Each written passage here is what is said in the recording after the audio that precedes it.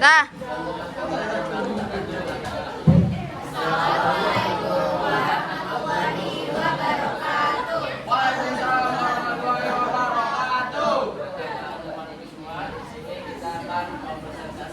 Aliran desain surrealisme, pop art, dan ekspresionisme dari kelompok 4.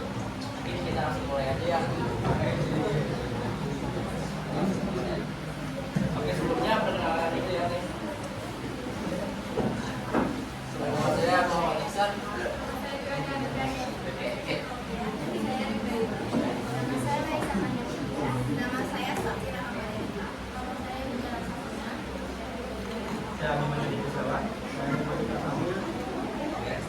Mungkin ini aja perkenalannya, langsung aja kita masuk ke materi yang pertama.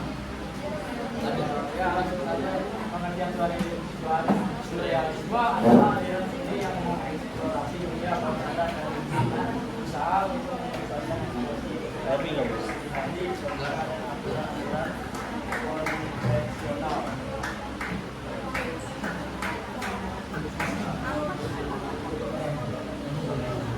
Lalu di sini ada ciri-ciri tulisan aliran surrealisme, yaitu yang pertama adalah menggambarkan dunia mimpi atau alam bawah sadar atau objek-objek dalam tulisan tanpa makna psikologis dan berasal dari imajinasi atau mimpi. Lalu yang kedua, menggabungkan realitas dengan khayalan, yaitu lukisan tanpa realitas secara teknik. Jadi, ilustrasi atau sistem objek itu tidak masuk akal. Nah, yang ketiga itu ada simbolis dan makna bunyi. Ini banyak simbol atau makna psikologis yang tidak langsung dipahami oleh pelakunya. Dia harus dijelaskan ulang lagi oleh pembuatnya. Nah, lalu yang keempat adalah mengabaikan ruang dan waktu. Jadi benar-benar bisa mengayal, berbangun tidur atau dikembangkan dengan semestinya. Lalu yang kelima itu ada mengandung unsur kejutan atau konvensi, yaitu contohnya seperti gambar binatang berkepala manusia atau perpaduan yang tidak biasa.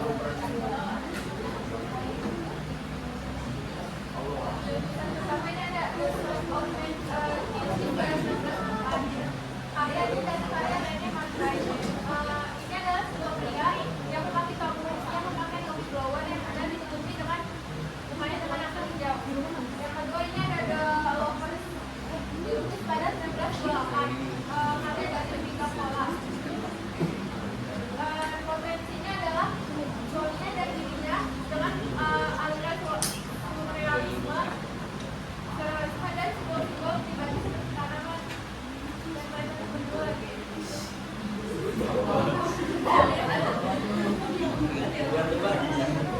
Selanjutnya ada contoh yang ketiga dan keempat. Yang pertama itu ada The Partisans of Memory, dibuat tahun 1931 oleh Salvador Dali.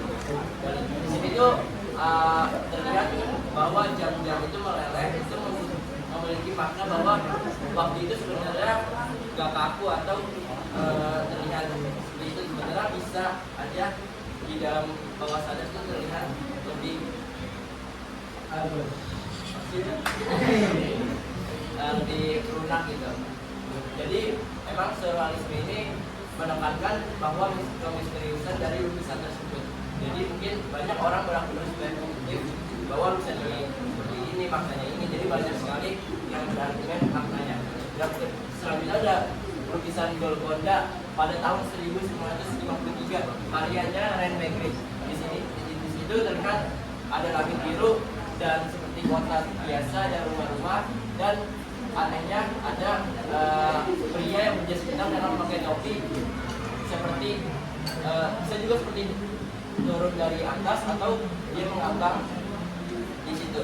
Ini itu memiliki kesan yang misterius juga yang menggambarkan bahwa seorang individualisme modern itu tuh lebih mengikuti suatu kelompok yang berakibat menghilangkan identitas dirinya sendiri tersebut. Jadi masih memiliki misteriusnya juga. Ya. Yang selanjutnya itu ada pop art. Pop art adalah seni rupa populer yang memanfaatkan simbol dan gaya visual dari media massa seperti koran, televisi, dan majalah untuk menampilkan hal-hal yang akrab dalam kehidupan sehari-hari.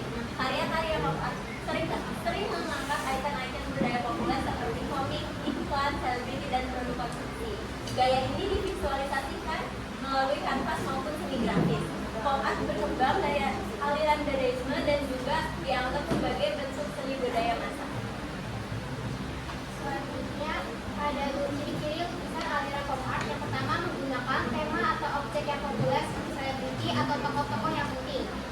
Kemudian menggunakan warna primer dan warna komplementer yang mencolok serta bermacam-macam warna berkontras ini.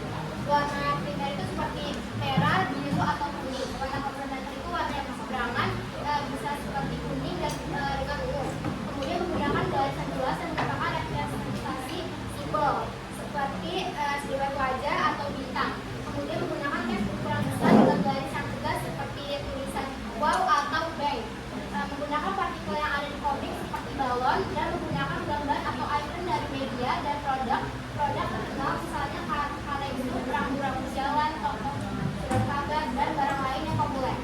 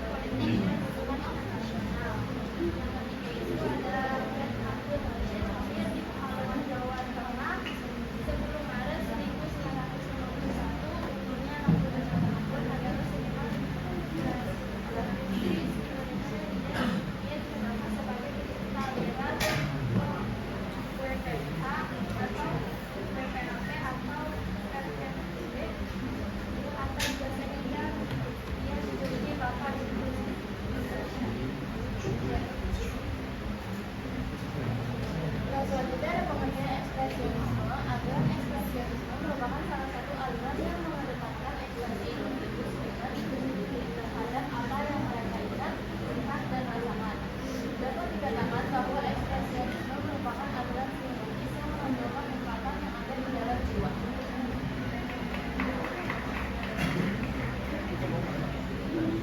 Nah, selanjutnya kita bahas ciri-ciri aliran ekspresionisme. Yang pertama, memiliki ekspresi musikular. Mereka para penulis itu mengekspresikan perasaannya, mengkomunikasikan perasaan yang dimiliki dalam lukisannya. Yang kedua, penggunaan warna yang khas. Biasanya pelukis ini lebih memilih warna yang cerah dan kontras untuk lukisannya. Yang ketiga, penekanan pada bentuk bergaris lukisan. Nah, lukisan ini sering menekankan bentuk dan garis dramatis seperti dilukis dan garis meliuk-liuk untuk menciptakan efek emosional dalam lukisan. Yang keempat, ketidakteraturan, ketidaksempurnaan. Para pelukis ini biasanya sering menonjolkan ketidakteraturan dan ketidaksempurnaan dan mengabaikan proporsi dan perspektif yang realistis guna mengekspresikan perasaannya. Dan yang kelima, mereka melukis objek secara subjektif, yang dimana mereka biasanya lebih memilih melukis sesuatu yang mencerminkan pandangan pribadinya terhadap dunia.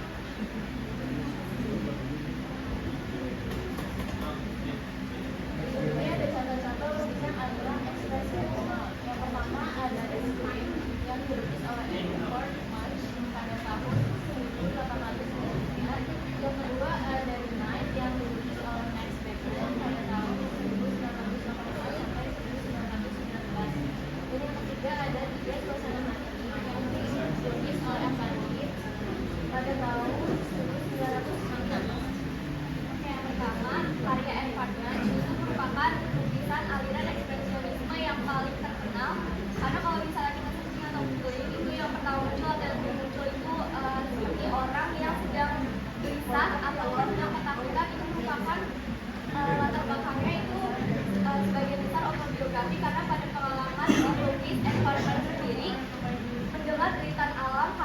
ditinggalkan oleh kedua sahabatnya yang ditampilkan di latar belakang lukisan tersebut.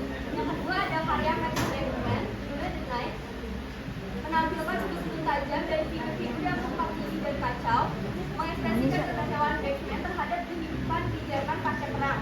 Karya ini menggambarkan unsur-unsur mengerikan dari seks, kematian, dan kekerasan yang menarik perhatian pada stimulasi berlatihan dan kecabulan masyarakat modern. Yang ketiga, salah satu karya ekspresionisme, karya lukisan pelukis Indonesia, yaitu Avandi.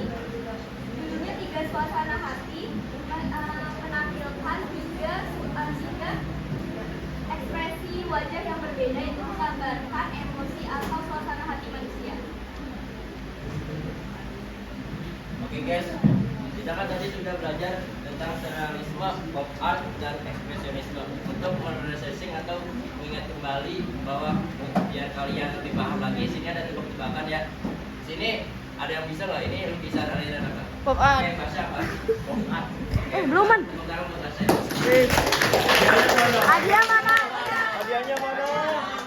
Males Oke, yang kedua ini Apaan? versi surrealisme. Mana nih jawab nih? Oke, benar deh. Oh ya benar. Aduh. Ini apa nih? Surrealisme. Oke, benar nih, Mas lagi. Yang terakhir ada yang tahu? Ekspresisme. Oh. Dia juga beribet.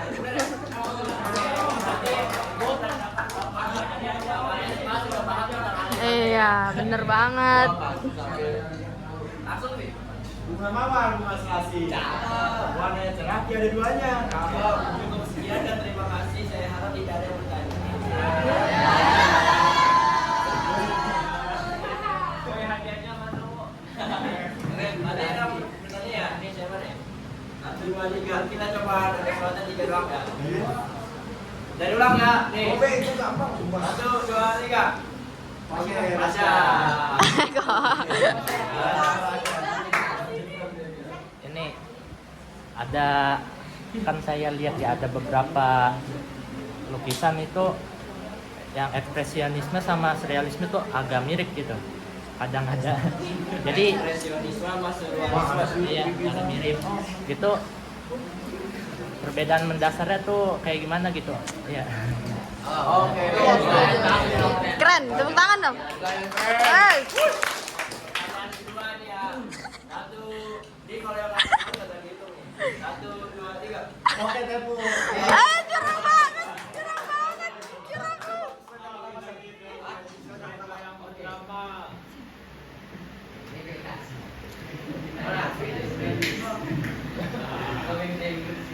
Ya, Om. Kanan. Bawa anggota Om. Good boy. Nah, di sini kan udah jelasin tuh pengertiannya apa aja. Jadi kita pengen tahu dong yang maksud dengan aturan-aturan konvensional yang dimaksud itu kayak gimana? Apa hubungannya dengan lukisan surrealisme ini? Bisa dijelasin nggak? Izin aja Mas, ambil boleh? Udah. Pertanyaan terakhir ya nih. 1, 2, 3. Oke, yang kira.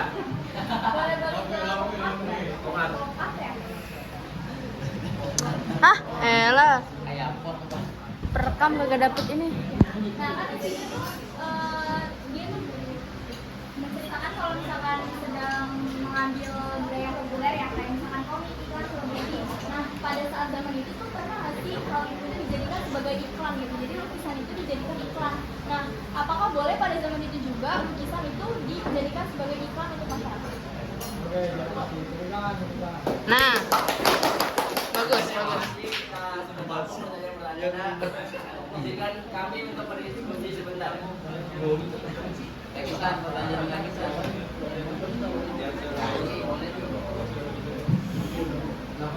Oke, saya akan izin setelah kami berkompromi, kita akan menjawab pertanyaan Basya. Katanya kan Basya menanyakan aliran surrealisme dengan ekspresionisme itu sebenarnya kayak sama aja ya. Tapi di sini kita bisa lihat kalau kita memahami nomor satu itu kalau surrealisme itu kan menggambarkan dunia mimpi atau alam bawah sadar.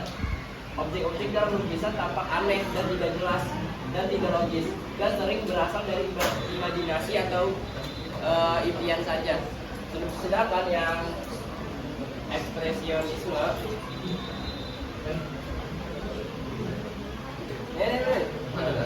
yang ekspresionisme itu memiliki emosi yang kuat juga, tetapi menekankan pada bentuk dan garis lukisan.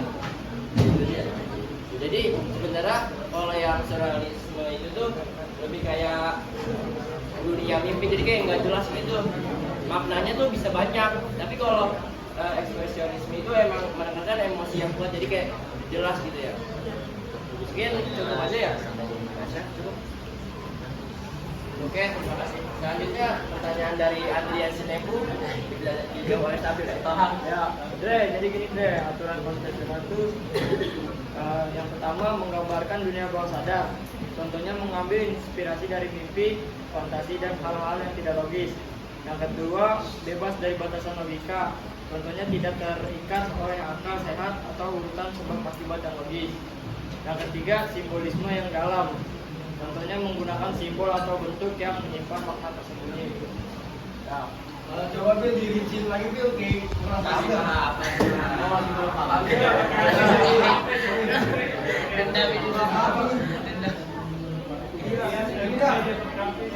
Oke, menurut gua aja gimana gitu? jadi menurut bahasanya berubah. Menurut aneh gitu.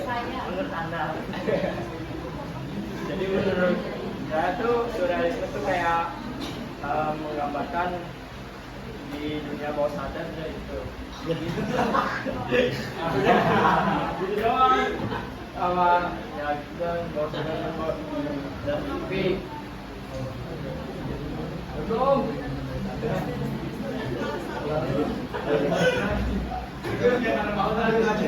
Udah ya. Terima kasih Andre. Selanjutnya pertanyaan dari Zakia akan dijawab oleh Dwi Ada.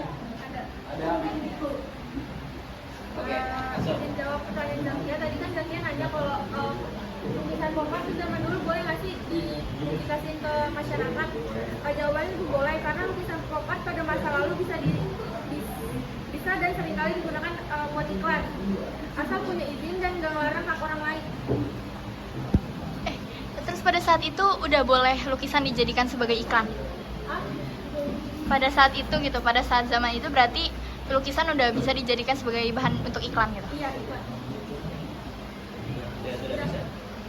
Terima kasih Zakia. Terima kasih Zakia.